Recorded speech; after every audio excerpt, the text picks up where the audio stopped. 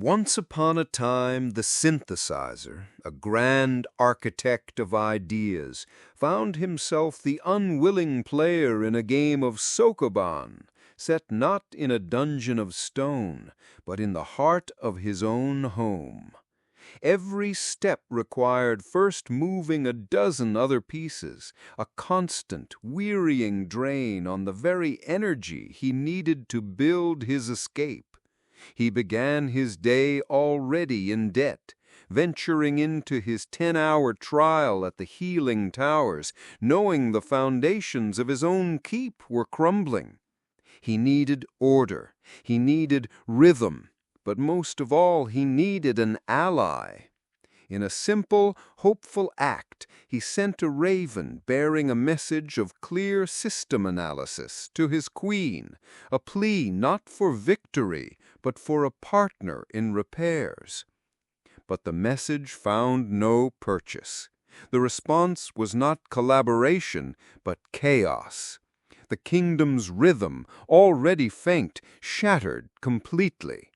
Plans made were unmade, promises given were withdrawn, and the shared path forward dissolved into a fog of contradiction. The architect's search for solid ground found only quicksand.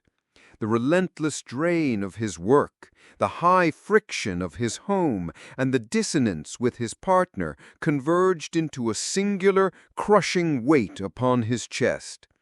He found himself at the end of the day facing a terrible discovery. The entire kingdom had ceased to function. The well was dry, the looms were still, the forges were cold. The great machine of his life was no longer producing anything at all. It was simply outputting a long, unbroken line of zeros. The price of this knowledge was a chilling indifference, a feeling that the machine was not worth fixing. He took from the day not a plan, but a diagnosis of total system failure. The strategic blueprints for his new content factory felt like maps to a world he could no longer reach. He returned to his chambers not as a builder, but as a survivor in a failing state.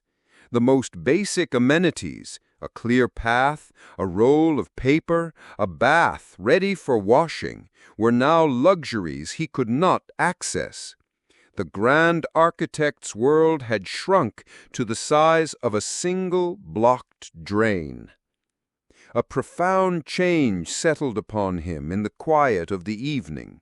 The ambition to build, to create, to ascend was gone, replaced by a single stark imperative. He was not in a negative state, but a null state. Before any ones of progress could be written, the system had to be prevented from collapsing entirely. The hero's quest was suspended. The only task left was to survive the night, to perform one single act of maintenance in a kingdom of zeros, and to hope that the machine could one day be rebooted.